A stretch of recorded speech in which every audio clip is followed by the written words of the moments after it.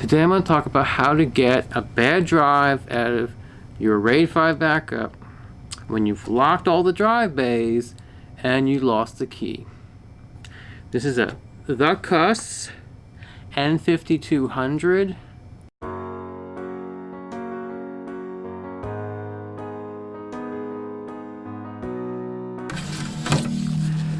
The lock works by inserting this prong into this slot.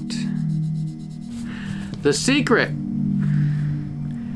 is to get your screwdriver. You'll need a screwdriver.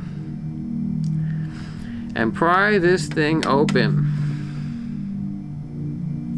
You put your screwdriver in and you push till it pops.